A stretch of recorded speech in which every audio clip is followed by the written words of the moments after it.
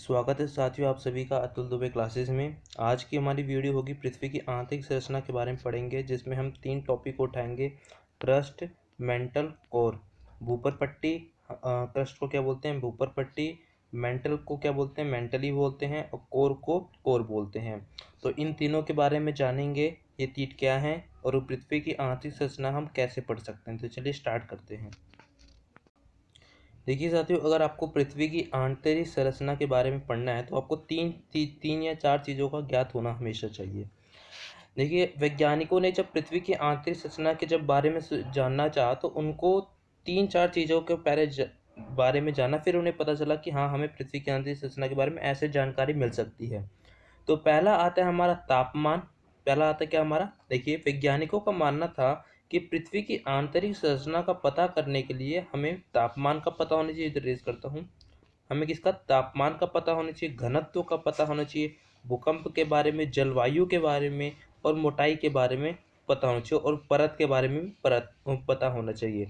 तो हम इसमें देखेंगे, आप ये जो अर्थ देख रहे हैं, तो हम इसका ये वाला पार्ट, कौन सा? ये वाला पार्ट जो कि आपको यहाँ दिख रहा होगा, ये निकला हुआ, तो इसी के बारे में हम जानेंगे। अब ये सेकंड फोटो जो देख रहे हैं, इसी के बारे में हम जानेंगे। तो देखिए, आप अपनी स्क्रीन के ऊपर देख रहे होंगे, तो पहला जो आता है हमारा, आता है क्रस्ट, भूपर पट्टी। तो भूपर पट्टी के बारे में जानते हैं। तो हम सबसे पहले पढ़ते हैं भूपर पट्टी के बारे में। जो हमारा क्रस्ट जिसे हम कहते हैं, भूपर पट्टी की जो मोटाई होती है वो 34 किलोमीटर से 100 किलोमीटर के बीच में होती है। जो भूपर पट्टी होती है उसकी मोटाई की बात कर रहे हैं, तो कितने में से होती है? 34 से 100 किलोमीटर के बीच में होती है। और ये भूपर पट्टी दो प्रकार तत्वों से मिलकर बनी होती है। और जो ये भूपर पट्टी होती है, किसके बनी होती है? ये जो दो प्रकार के जो तत्व होते हैं उनसे मिलकर बनी होती है। और किससे, अभी मैं आपको बताऊंगा कि इन दो प्रकार तत्वों से मिलकर होती है, लेकिन इसमें आपको ये भी ध्यान रखना है, ये मुख्यतः बेसॉल्ट चट्टानों से मिलकर बनी होती है। जो बेसॉल्ट चट्टानें होती हैं, हार्ड एकदम होती हैं, उससे मिलकर बनी होती है, बेसॉल्ट चट्टानों से। तथा इसके दो भाग होते हैं। पहला आप देख रहे हैं अपनी स्क्रीन के ऊपर, मैं रेज करता हूँ थोड़ा। हाँ, आप पहला देख रहे हैं सियाल, दूसरा देख रहे हैं सीमा। पहला हमारा क्या है? सियाल है, और दूसरा हमारा क्या है? सीमा है। तो समझते हैं सियाल के बारे में और सीमा के बारे में। आप इसको नोट डाउन कर लीजिएगा कॉपी में। तो देखते हैं सियाल और सीमा के बारे में।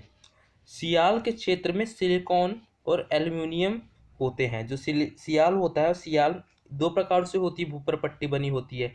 ले उसमें सियाल होता है और एक सीमा होता है। और जो सियाल होता है उसमें क्या होता है? उसमें सिलिकॉन और एल्यूमिनियम होते हैं। और आप इधर देख रहे हैं, सिलिकॉन और एल्यूमिनियम होते हैं। लेकिन आपसे पूछा जाएगा कि इन सिलिकॉन और एल्यूमिनियम से सियाल में किसकी मात्रा ज़्यादा होती है? तो एल्यूमिनियम की मात्रा ज़्यादा होती है। और अगला आ जाता है हमारा सीमा। यहाँ देख रहे सीमा। तो सीमा के क्षेत्र में सिलिकॉन, मैग्नीशियम होता है। और सीमा के क्षेत्र में क्या होता है? सिलिकॉन होता है। इधर आप देख रहे हैं सिलिकॉन और मैग्नीशियम होता है सीमा के क्षेत्र में। तो आपको समझ में आ गया होगा कि भूपर पट्टी किन दो तत्वों से मिलकर बनी होती है, सियाल और सीमा। मोटाई कितनी होती है? 34 किलोमीटर से 100 किलोमीटर के बाद। किस चट्टान से बनी होती है? बेसॉल्ट चट्टान से बनी होती है। तो ये थे मुख्य तत्व, और भी आगे पढ़ते हैं। और ये भी आपसे पूछा जा सकता है कि जो भूपर पट्टी है वो उसका कुल आयात कितना है पृथ्वी में। तो भूपर पट्टी कुल आयात 0.5 डिग्री है। बस इतना आप कर लीजिए, 0.5 डिग्री से पृथ्वी को घिरी हुई है। तो आपको भूपर पट्टी का आसानी से समझ में आ गया होगा। अब हम चलते हैं मेटल की ओर। किसकी ओर? मेटल की ओर। तो मेटल दूसरी हमारी आंतरिक संरचना होती है। जो मेटल होती है वो क्या? दूसरी आंतरिक संरचना होती है। पहली कौन सी होती है? पहली हमारी भूपर पट्टी, और दूसरी दूसरी हमारी क्या होती है? मेंटल। तो ये दूसरी आंतरिक संरचना है। तथा इसकी जो मोटाई होती है, आप देख रहे हैं यहाँ पर, तथा इसकी जो मोटाई होती है 2900 किलोमीटर होती है। इसकी मोटाई कितनी होती है? 2900 किलोमीटर होती है।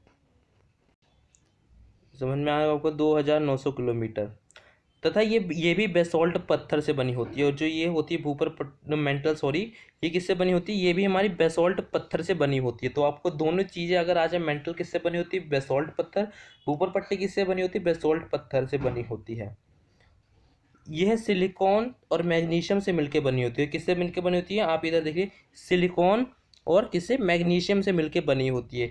इसलिए इसे कभी कभार सीमा भी कहा जाता है। अब सीमा आप सोच रहे होंगे ये सीमा क्यों कहा जाता है? देखिए, सी से आगे हमारा सिलिकॉन, मैम से आगे माँ, तो सी से सी और माँ से माँ, तो सी से सिलिकॉन, मैं से मैग्नीशियम। तो इसीलिए इसे कभी कभार सीमा शॉर्ट फॉर्म में, जैसे आप घर में कुछ नाम शॉर्ट फॉर्म में रखा होगा, तो वैसे इसका शॉर्ट फॉर्म में क्या कहता है, सीमा कहा जाता है। वैसे अधिकतर तौर पर इसे मेंटल ही कहा जाता है।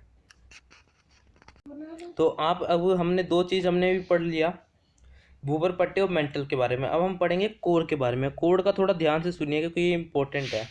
अब मैं आपको फोटो दिखाता हूँ। अभी हमने पढ़ा था क्रस्ट के बारे में, भूपर पट्टी, मेंटल के बारे में पढ़ा, लेकिन जब हम कोर के बारे में पढ़ेंगे तो हमें दो चीज़ों का ध्यान रखना होगा। ये जो कोर होती हैं ये दो प्रकार की होती हैं। एक होती है आंतरिक कोर, अंदर इनर कोर, और एक होती है आउटर कोर यानी बाहरी कोर। आप इधर देख रहे होंगे आउटर कोर यानी क्या होती है, बाहरी कोर, और इनर कोर कौन सी होती है, आंतरिक कोर। तो जो ये कोर होती हैं, ये आपसे पूछा जाएगा कि पृथ्वी का क्या है, तो ये पृथ्वी का केंद्रीय भाग है। ये कोर क्या है, पृथ्वी का केंद्रीय भाग माना जाता है। तथा ये किससे मिलकर बना होता है, फेरस से बना होता है। जो कोर होता है किससे मिलकर बना होता है, फेरस से बना होता है। अब फेरस क्या होता है, फेरस ये होता है जहाँ पर लोहे की मात्रा अधिक पाई जाती है। तो ये भी क्वेश्चन बन सकता है, किस आंतरिक संरचना में लोहे की मात्रा अधिक होती है। तो अगर आपके सामने आंतरिक कोर या बाहरी कोर या कोरी लिखा है तो आप दोनों आपको टिक कर दीजिएगा कि आंतरिक में या बाहरी में अगर कोई भी ऑप्शन आए, मतलब कोर लिखा आ गया वो और फेरस ऑप्शन आ गया, तो आप टिक कर दीजिएगा क्योंकि कोर में होती है और दोनों में होती है और लोहे की मात्रा ज़्यादा होती है। तो ये कन्फ्यूज मत है कि इनर में कम होती है आउटर में ज़्यादा होती है, कन्फ्यूज मत होना, दोनों में उतनी ही मात्रा होती है। बस इसमें नाम रख दिया एक आउटर कोर एक इनर कोर। तो अब समझते हैं आउटर कोर क्या होता है और इनर कोर क्या होता है। इस कोर के दो भाग होते हैं, मैंने बता दिया, पहला आंतरिक मतलब इनर कोर, और दूसरा क्या होता है, बाहरी कोर, ठीक है, आउटर कोर। यह दोनों जो केंद्रीय भाग होते हैं 120 किलोमीटर में, कितने, 120 किलोमीटर में विभाजित हो जाते हैं।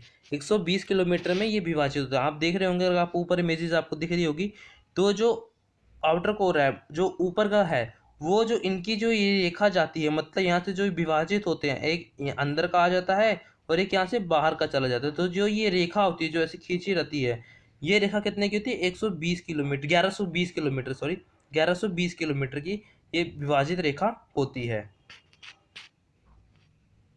तो अभी हमने तीनों आंतरिक संरचना के बारे में पढ़ लिया अच्छी तरह से। भूपर पट्टी के बारे में पढ़ लिया हमने, मेंटल के बारे में पढ़ लिया हमने, कोर के बारे में पढ़ लिया, कोर के दो प्रकार भी पढ़ लिए। अब हम जानेंगे कि, अब आप इधर ध्यान से देखने का, हमने जब भूपर पट्टी पढ़ा, ये जो ऊपर सबसे ऊपर होती है ये वाली लाइन, तो ये जो लाइन होती है इसका क्या नाम होता है। और जब हमने मेंटल पढ़ा, जो मेंटल को विभाजित करते हैं, तो इस लाइन का क्या नाम होता है। और जो कोर पढ़ा, उस जो लाइन जो तीनों को विभाजित करती है, उन तीन लाइनों का क्या नाम होता है। तो जो हम पहली विभाजित रेखा होती है, जो हमारी पहली विभाजित रेखा, उसका क्या नाम होता है, मोहविस्क, मोहविस्क, मोहविस्क डिस्कन्यूटी। आप इधर नाम दीजिए, मोहविस्क डिस्कन्यूटी नाम होता है। अब कभी कभार अगर आप नई बुक पढ़ेंगे तो उधर लिखा रहता है डिस्कन्यूटी की जगह असबंधता। तो आप कंफ्यूज मत होइएगा, अगर मोहन विस्की याद कर लीजिएगा, उसका अगर कुछ भी लिखा आ जाए असबंधता है डिस्कन्यूटी, तो वही मान के चलिएगा। बस आपको ये वाला नाम याद होना चाहिए, मोहन विस्की। जो ये पहली रेखा है उसको क्या कहते हैं, मोहन विस्की। अब चलते दूसरी और तीसरी को पढ़ते हैं। अब आपने पहली विभाजन रेखा के बारे में पढ़ लिया, मोहन विस्की होती है।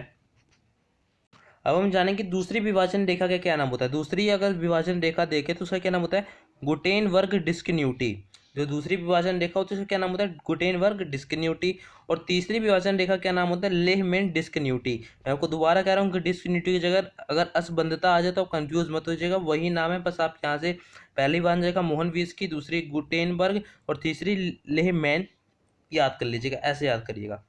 अब चलते हैं, पृथ्वी का ऊपरी घनत्व कम होता है। अब आप एक चीज़ आपको बताते हैं, अगर आपसे पूछे पृथ्वी का ऊपरी घनत्व क्या होता है, पृथ्वी का बराबर का घनत्व कितना होता है, अगर पृथ्वी का नीचे का घनत्व कितना होता है, तो ये भी क्वेश्चन जानते हैं, तो इसको भी डिस्कस करते हैं। पृथ्वी का जो ऊपरी घनत्व होता है वो कम होता है। घनत्व मतलब क्या होता है, डेंसिटी, ठीक है, किसी भी चीज़ की डेंसिटी मान के चलिए। जो पृथ्वी का, अगर आपसे पूछे पृथ्वी का ऊपरी घनत्व कितना है, तो 2.3 ग्राम होता है, 2.3 ग्राम होता है। बस ये याद कर लीजिएगा, सेंटीमीटर तो सब में लगा रहता है, तो 2.3 ग्राम आप याद कर लीजिएगा। अगर आपसे पूछे पृथ्वी का नीचे घनत्व का बताइए कितना होता है, तो 13 ग्राम। कितना होता है, 13 ग्राम। अगर पृथ्वी आप नीचे साइड जाएंगे तो पृथ्वी का डेंसिटी बढ़ती है, आपके ऊपर ज़्यादा भार आता है। अगर आप ऊपर के जाते हैं तो डेंसिटी कम होती है। पृथ्वी का औसत घनत्व कितना होता है, मतलब इक्वल का, औसत मतलब क्या होता है, इक्वल। तो 5.5 ग्राम। तो याद कर लीजिएगा, ऊपर, नीचे और बराबर का, ये 3 याद कर लीजिएगा अच्छी तरह से। 2.5 13 ग्राम और 5.5 ग्राम। अब लास्ट में 2-3 चीज़ और देख लेते हैं, फिर इसका कल प्रैक्टिस सेट, कल हमारी करंट अफेयर क्लास होगी, सैटरडे मंडे को आएगा इसका प्रैक्टिस सेट। फिर पृथ्वी की गहराई में बढ़ने के साथ ही पृथ्वी का तापमान भी बढ़ जाता है। अगर आप पृथ्वी की गहराई में जाएंगे तो पृथ्वी का तापमान बढ़ता है। एग्जाम्पल के तौर पर अगर आप 32 मीटर की पृथ्वी गहराई में जाते हैं तो 1 डिग्री सेल्सियस तापमान क्या होता है, बढ़ जाता है। दूसरा पॉइंट है, तथा पृथ्वी की ऊपरी परत मतलब ऊपर पट्टी में ऑक्सीजन की मात्रा कितनी होती है, 46.80 या 46.60। तो आपको 46 याद कर लेना है। अगर 60, 80, इधर 90 भी दिया रहा है तो आप टिक कर दीजिएगा उसे, क्योंकि इसमें काफ़ी ज़्यादा चेंजेस आते हैं। कोई बुक में 90, 80 ऐसे लिखा रहता है, तो यहाँ का बस आप याद कर लीजिए 46 रहता है। और पॉइंट के आगे जितना भी लिखा रहा है वो सब अपना मात्रा, अपने मतलब अपने हिसाब से कर लीजिएगा। अब ये लास्ट देखते हैं। तथा भूपर पट्टी जो होती है उसमें जो सिलिकॉन की मात्रा होती है, सिलिकॉन कितना होता है, 27%। तथा एल्युमिनियम कितना होता है, 7% होता है। तो याद कीजिएगा, भूपर पट्टी में सिलिकॉन की मात्रा 27%, एल्युमिनियम की मात्रा 7%। तो ये था हमारा पृथ्वी की आंतरिक संरचना के बारे में। तो अगर आपको हमारी वीडियो अच्छी लगी तो इस वीडियो सब्सक्राइब कीजिएगा, और इसके बगल में आपको बेल आइकन मिलेगा, उसको प्रेस कर लीजिएगा और वीडियो को लाइक कर दीजिएगा। तब तक के लिए धन्यवाद। जय हिंद, वंदे मातरम।